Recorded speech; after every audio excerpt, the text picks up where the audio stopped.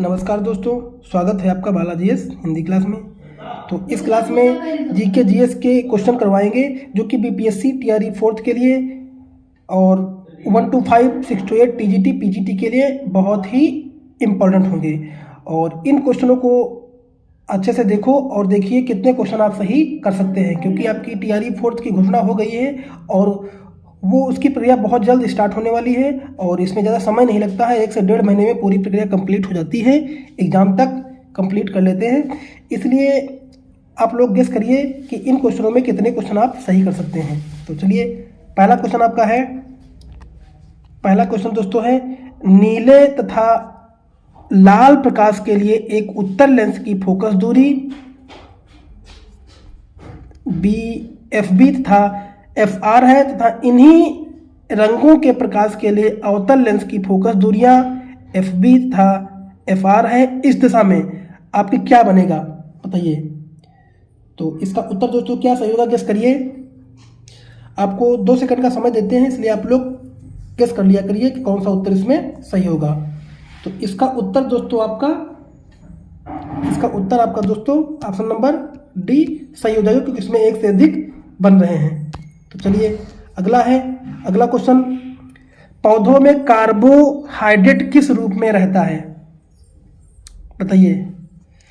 जिस प्रकार BPSC question पूछती है उसी प्रकार से 5 ऑप्शन के साथ आपके सामने क्वेश्चन है और गेस करिए कितने उत्तर इसमें से आप सही क्वेश्चन कर सकते हैं। तो पौधों में कार्बोहाइड्रेट किस रूप में रहता है दोस्तों, तो आपका उत्तर दोस्तों क्या हो जाएगा, ये आपका रहता है दोस्तों ग्लूकोज के रूप में रहता है। कार्बोहाइड्रेट ग्लूकोज के रूप में रहता है, जो कि ऑप्शन नंबर ए सही हो जाएगा। इसके अलावा जीव पदार्थ के कार्बोहाइड्रेट की मात्रा कितनी होती है, 1% होती है और ग्लूकोज सभी जीवों में ऊर्जा का मुख्य स्रोत होता है। और बात करें इसी प्रकार फ्रक्टोज सबसे मीठी प्राकृतिक शर्करा होती है। एक फ्रक्टोज पूछाता है फ्रक्टोज के बारे में, तो ये आपकी मीठी शर्करा होती है, जो कि ऑप्शन नंबर इसका दोस्तों ए सही हो जाएगा। चलिए अगला क्वेश्चन, निम्न में से कौन सा भूतापी ऊर्जा का स्रोत नहीं है, बायोमास, लावा स्तर, वाष्पमुख या उपयुक्त में से एक से अधिक, उपयुक्त में से कोई नहीं। तो बताइए दोस्तों इसमें उत्तर क्या सही हो सकता है आपका। तो भूतापी ऊर्जा का स्रोत जो नहीं है, यहां पूछी जा रही बात नहीं, तो ये बायोमास ऊर्जा का स्रोत नहीं है। बाकी आपका लावा स्तर और वाष्पमुख ये दोनों हैं, तो आपका ऑप्शन नंबर ए दोस्तों सही हो जाएगा, क्योंकि बायोमास नवीकरणीय कार्बनिक पदार्थ है जो पौधों और जानवरों से प्राप्त होता है। और बायोमास में सूर्य से संग्रहित रासायनिक ऊर्जा होती है जो पौधों द्वारा प्रकाश संश्लेषण से उत्पन्न होती है। और भूतापी ऊर्जा का स्रोत क्या है, लावा स्तर, वाष्पमुख और उष्णोत्तर होता है। चलिए अगला क्वेश्चन, प्रकाश संश्लेषण के प्रयोग में हम स्टार्च की उपस्थिति को क्यों मापते हैं बताइए।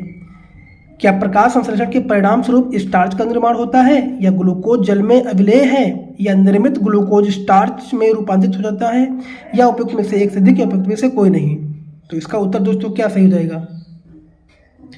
तो इसका उत्तर दोस्तों आपका सही हो जाएगा कि निर्मित ग्लूकोज स्टार्च में रूपांतरित हो जाता है, जो कि ऑप्शन नंबर आपका सी सही हो जाएगा। क्योंकि प्रकाश संश्लेषण को प्रभावित करने वाले कारक बहुत सारे कारक होते हैं, उसमें से जैसे कि प्रकाश की तीव्रता, या CO2 की सांद्रता, या तापमान, या क्लोरोफिल, ये सब प्रकाश संश्लेषण को प्रभावित करने वाले कारक हैं। चलिए अगला क्वेश्चन, इनमें से कौन सा कैल्शियम सल्फेट डाइहाइड्रेटेट से बना एक मृदु निर्जलित प्राकृतिक रूप से पाया जाने वाला खनिज है, जिसका उपयोग व्यापक रूप से दीवारों और छतों को कवर करने के लिए प्रयुक्त वॉल बोर्ड के निर्माण के लिए किया जाता है। तो वो कौन सा है दोस्तों, क्या चूना पत्थर है, या जिप्सम है, या डोलोमाइट है, या उपयुक्त में से एक से अधिक, या उपयुक्त में से कोई नहीं।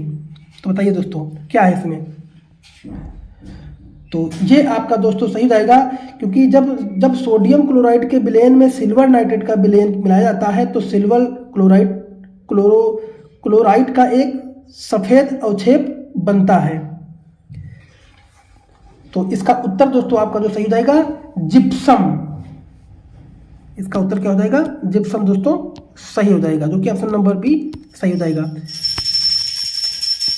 चलिए अगला क्वेश्चन है, क्या होता है जब सोडियम क्लोराइड के विलयन में सिल्वर नाइट्रेट का विलयन मिलाया जाता है? तो इसका उत्तर दोस्तों क्या सही हो जाएगा?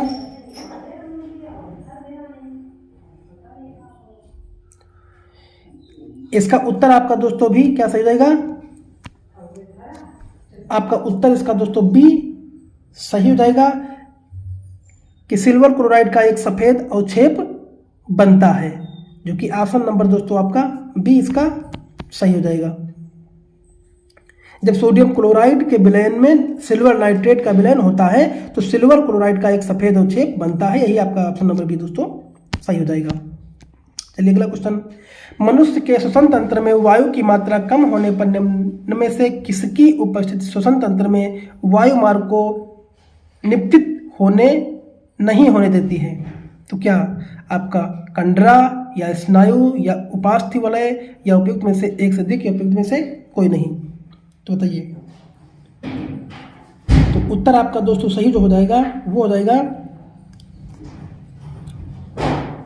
उपास्थि वलय, जो कि ऑप्शन नंबर आपका सी दोस्तों सही हो जाएगा, क्योंकि मनुष्य के श्वसन तंत्र में वायु की मात्रा कम होने पर उपास्थि वलय जो है उपस्थित श्वसन तंत्र में वायु मार्ग को निपतित होने नहीं देती है।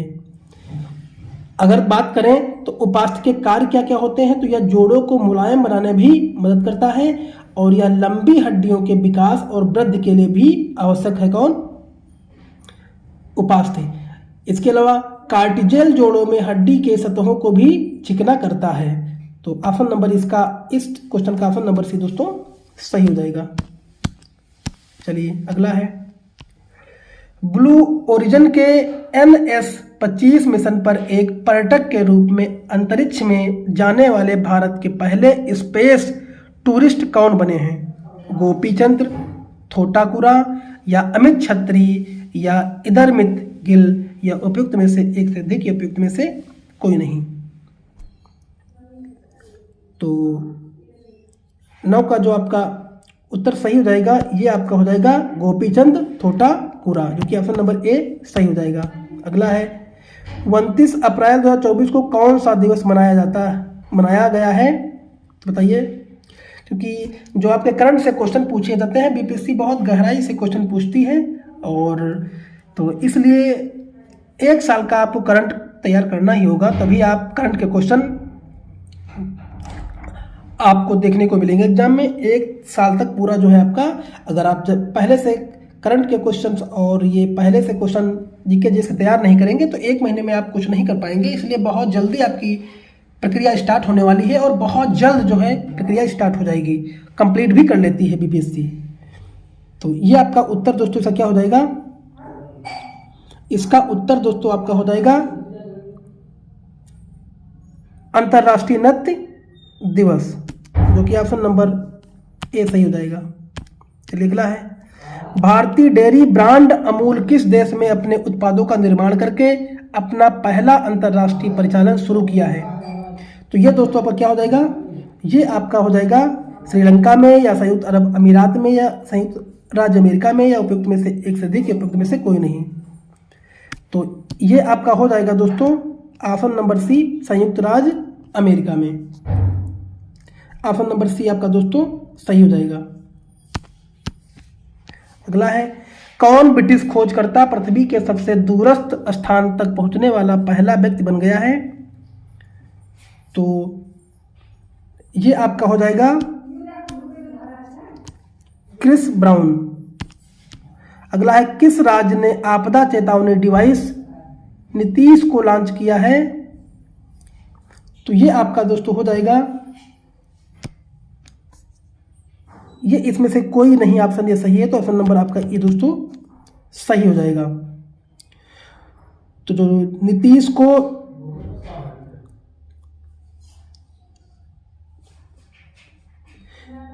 और अगर बात करें तो बिहार राज्य में आपदा चेतावनी डिवाइस नीतीश को लॉन्च किया है। नीतीश डिवाइस को पूर्ण रूप novel institute technological intervention for safety of human lifes, इसका पूर्ण रूप होता है नीतीश का, जो कि बिहार राज्य ने लॉन्च किया है। तो ऑप्शन नंबर ई दोस्तों सही हो जाएगा। अगला है बिहार दिवस 2023 का थीम विषय क्या है? तो ये दोस्तों आपका हो जाएगा युवा शक्ति की प्रगति। लोकसभा चुनाव 2024 में प्रयोग की जाने वाली अमिट स्याही में किस रसायन के प्रयोग से तैयार किया गया है? तो ये दोस्तों आपका हो जाएगा सिल्वर नाइट्रेट, जो कि ऑप्शन नंबर बी दोस्तों सही हो जाएगा। 12 मार्च 2024 को केंद्रीय मंत्री राजीव चंद्रशेखर ने कहां भारत के पहले फ्यूचर लैब सेंटर का उद्घाटन किया है? तो ये आपका दोस्तों उत्तर हो जाएगा सी डैक तिरुवनंतपुरम में, जो कि ऑप्शन नंबर आपका दोस्तों बी सही हो जाएगा। जयप्रकाश नारायण भारतीय राष्ट्रीय कांग्रेस में कब शामिल हुए थे? तो 1939 में, 1920 में, 1929 में, कब दोस्तों? तो ये जो आपका 1929 में जयप्रकाश नारायण भारतीय राष्ट्रीय कांग्रेस में शामिल हुए थे, जो कि ऑप्शन नंबर सी दोस्तों सही हो जाएगा। चलिए अगला क्वेश्चन। 1928 में वल्लभ भाई पटेल ने भू राजस्व लगान वृद्धि के विरोध में गुजरात के निम्न में किस स्थान पर तालुका में किसान आंदोलन का नेतृत्व किया था? तो ये 8 का उत्तर दोस्तों आपका हो जाएगा बारदौली में किया था। कहाँ किया था? बारदौली में किया था, जो कि ऑप्शन नंबर बी दोस्तों सही हो जाएगा। अगला क्वेश्चन। भारत में ब्रिटिश शासन के दौरान देश की आबादी का लगभग कितना प्रतिशत ज्यादातर गांवों में रहता था और कृषि से प्रत्यक्ष या अप्रत्यक्ष रूप से अपनी आजीविका प्राप्त करता था? तो उत्तर दोस्तों क्या सही हो जाएगा आपका? तो ये आपका सही हो जाएगा दोस्तों 85%, जो कि ऑप्शन नंबर सी दोस्तों सही हो जाएगा। चलिए अगला है। माना जाता है कि गौतम सिद्धार्थ ने अंतिम प्रतिज्ञा प्राप्ति के लिए बोध गया जाने से पहले 6 साल तक निम्न में से किस स्थान पर शुद्ध चित्त से ध्यान किया था? तो ये आपका दोस्तों हो जाएगा प्राग बोधि में, जो कि ऑप्शन नंबर आपका दोस्तों बी सही हो जाएगा। तो दोस्तों ये बहुत सारे क्वेश्चन आपके सामने आपको मिले हैं और आप लोग बताइए कितने इनको 20 क्वेश्चनों में से कितने क्वेश्चन आप सही कर पाए हैं। इसी प्रकार से पर डे जीके जीएस की क्लास जो बीपीएससी टीआरई 4th के लिए 1 to 5, 6 to 8 टीजीटी पीजीडी के लिए इंपॉर्टेंट है, जो कि 40 नंबर की जो क्लास आती है उसके लिए बहुत ही इंपॉर्टेंट है। अगर कमेंट करके बताइए आप लोगों ने कितने क्वेश्चन इसमें से सही किए। तो अगर आपको क्लास अच्छी लगी तो कमेंट करिए, लाइक करिए और अपने सारे ग्रुपों में शेयर कर लीजिए। और पर डे मैं आपको ये क्लास 10 बजे प्रोवाइड करवाता हूँ और आपकी 11 बजे ज्योग्राफी की क्लास आती है और 1 बजे की हिस्ट्री की क्लास आती है और शाम 7 बजे आपकी हिंदी की क्लास आती है। अगर ये सारे क्लास आप ना देखे हो तो प्लेलिस्ट में जा करके देख सकते हैं। धन्यवाद।